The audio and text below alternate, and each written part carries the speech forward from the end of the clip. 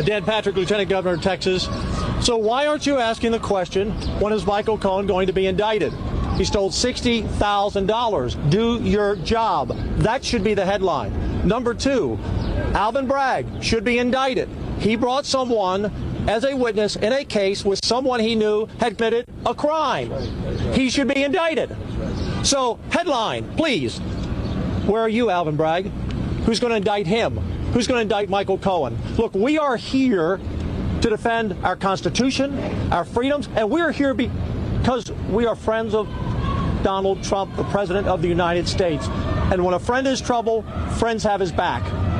The way he has been treated, you would see in Russia, you would see in China, you would see in North Korea, you would see in every little tin pot dictatorship across the world. And that's what we have here in New York, in America. If they can go after the former president of the United States of America, who has the ability and the financial resources to fight back, what happens to the average American? What happens to any of you? Exactly. What happens to the rest of us? When President Trump says that they're actually coming for you, I'm just in the way, that is such a true statement. I mean, that is from a politician. I mean, the truest statement ever come out the mouth of a politician. President Trump's not a politician, but it's a true statement. They're coming for us. I mean, you know, they've already started. But this is so spot on. The crime is Fat Alvin Bragg's, the judge, the Democrats. They're the criminals in this case. Michael Cohen, Stormy Daniels, they are the criminals in this case, but yet they're going after Trump. If the courts in New York come after any of you because of something you said, because you said something the ruling class didn't like, and that's what all these other countries are about. They shut down the ruling class. They want to be sure that anyone that speaks up against the ruling class disappears. They want Donald Trump to disappear. They want to send him to jail. They want to take him off the main stage because they know here's their biggest danger, to take in the ruling class down. No, you know why?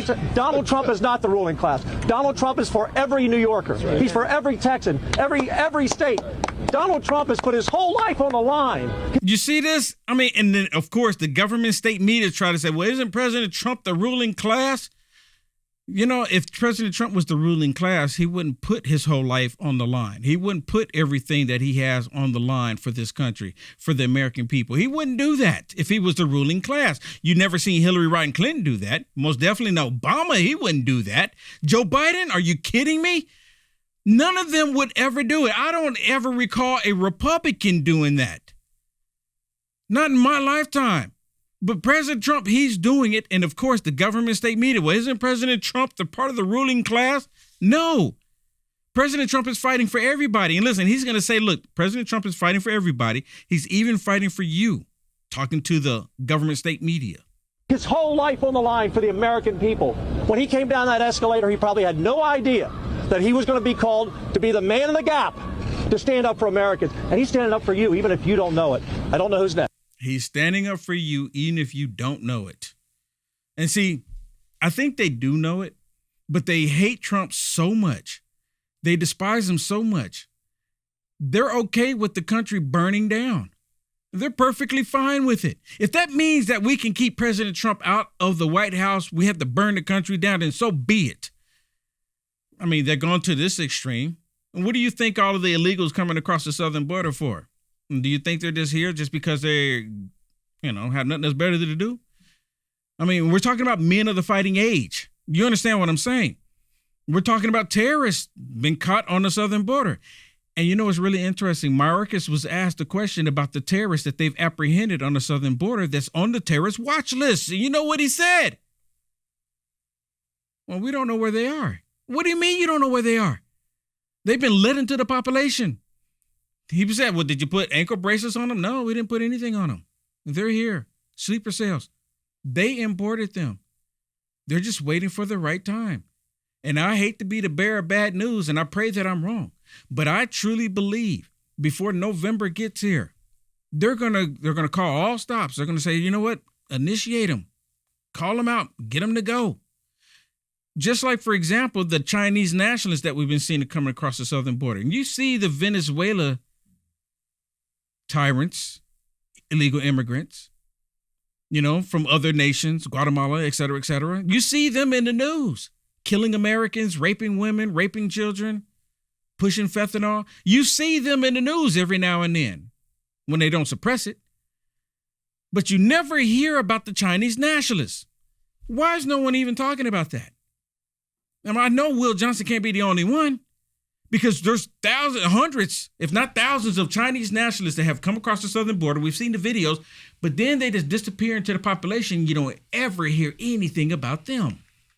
I mean, look at the two guys that tried to breach the military base from Honduran. Yes. Or yes. Jordanian. Yes. They didn't talk about that. It wasn't all over the news. No. And yeah, because Peter Ducey actually brought it up, right? In the press conference, brought it up.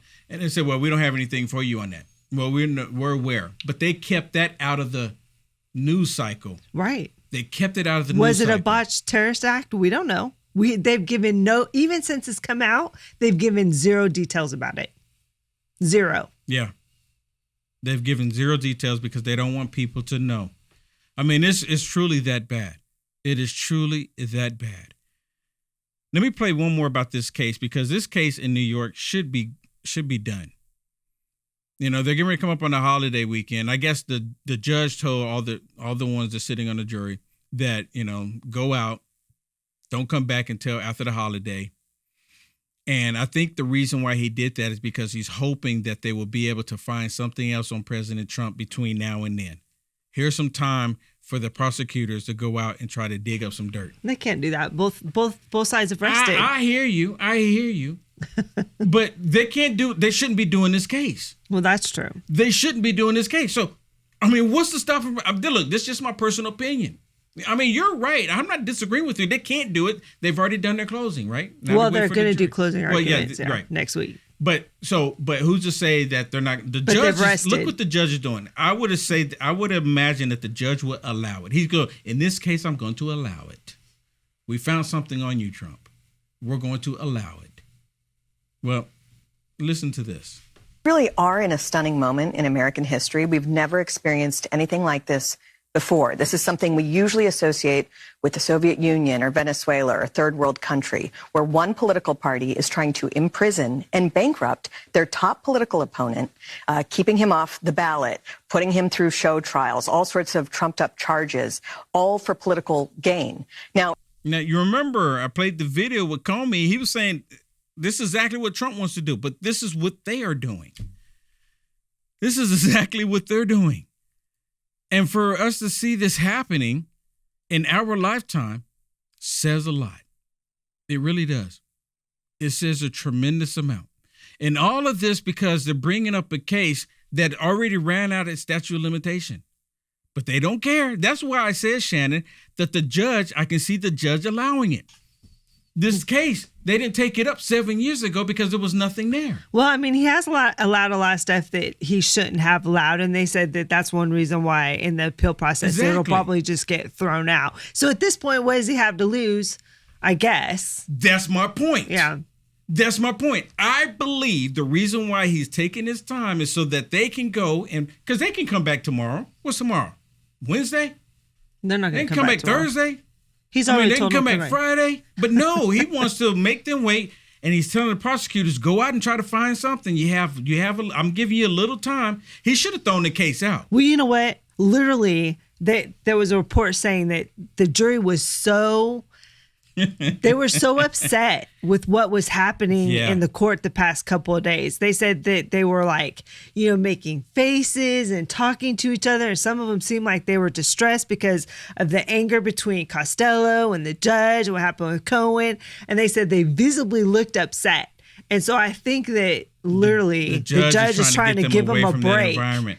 So he can, so hopefully let they'll it calm change their down. mind. Yeah. And so when the closing arguments come in, they'll be able to hear, the prosecution, and maybe the prosecution will come back and sell the case to him. I don't think so. I think it's a done deal. I think they're trying to figure out how I guess they're going to have to go up there and lie too. Don't believe your lying eyes. Oh, of course. Don't believe your lying ears. Don't believe anything you just heard. Yeah. Convict. Well, that's what they did with Cohen. They proved that he stole money. And so then in redirect, they came back and said, well, did he really steal it though? Because he really felt like he was owed it. Look, he was only stealing what he thought his bonus would be. And it was less than his bonus would have been. Yeah, so it's okay. I mean, yeah. You like the content Will Johnson is producing? To stay informed and up to date with the current events, go ahead and hit the thumbs up and subscribe to see more videos like this one. Also, to find Will Johnson, visit www.uaf.media.